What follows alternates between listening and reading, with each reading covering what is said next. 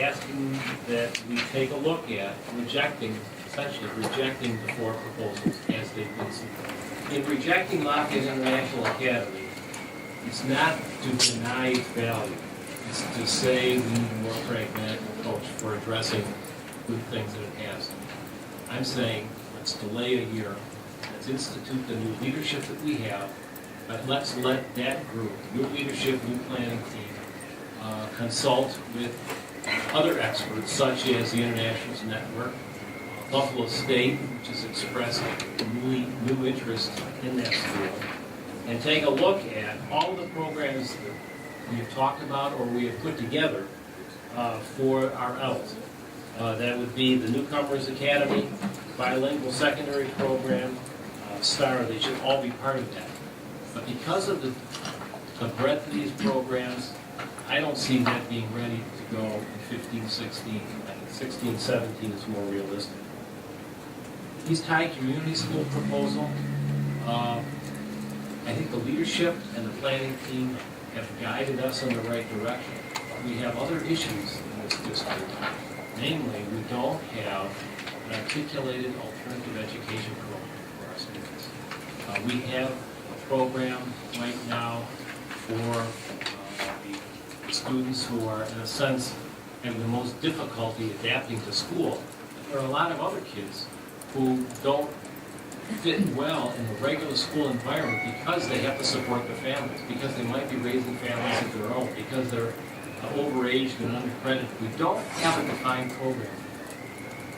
I'm offering to you for consideration taking the East High proposal and sitting down with a bigger idea of an alternative high school for our city and recasting the East High proposal.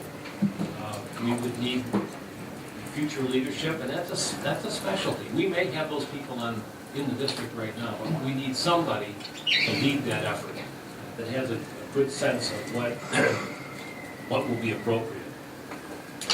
The Bennett Alumni High School proposal, probably the most well-organized, professionally supported, fervently advocated program we have, but as we'll see, it's very costly, and I don't know if it is dramatically innovative compared to what has been there in the past.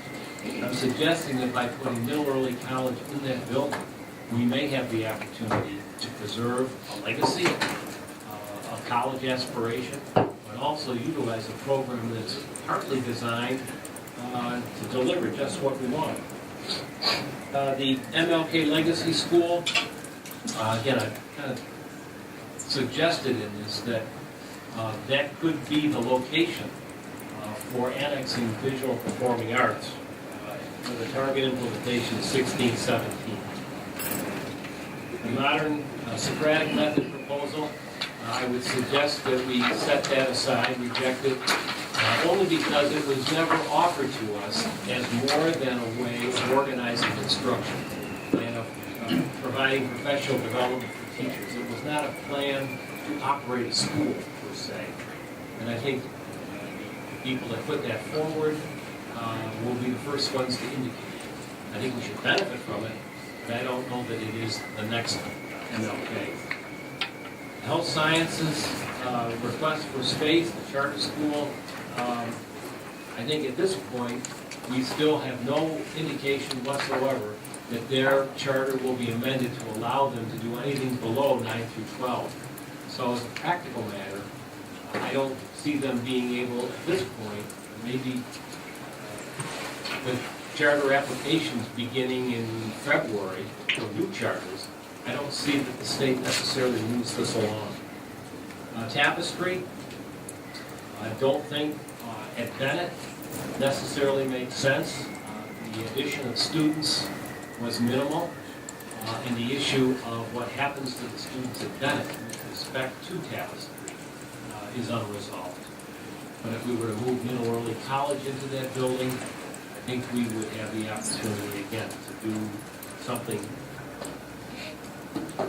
appropriate, something in the interest of kids, a lot more kids who already demonstrated they want to be there. Similarly with CSAT. I don't think anybody left those presentations not impressed with the ability of that school to deliver. But when you look at it, it appears to me that it is a transfer of an existing student body from one location to another, with perhaps only about 50 students more in each year.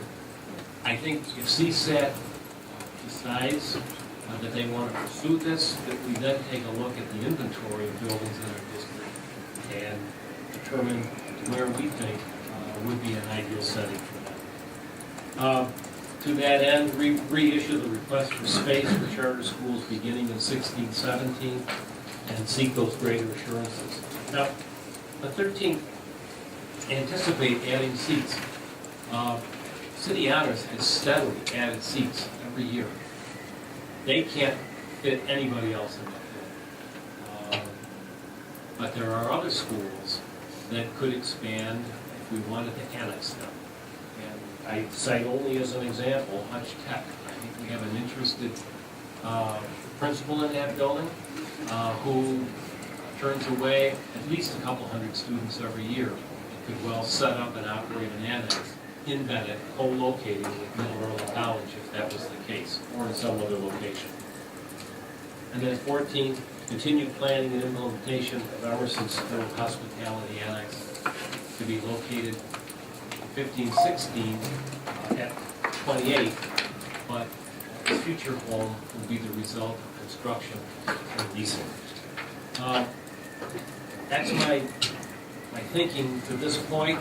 It has taken into consideration an awful lot of opinion and advocacy on the part of a lot of people. There are just so many moving parts on this, and it's important for us to look at and account for all of them. Respect all those possibilities. I think begin to be realistic. If you want to make a difference, we have the opportunity now to do something in between 7 and 9 schools. If we collectivize these proposals, take a look at all of the opportunities.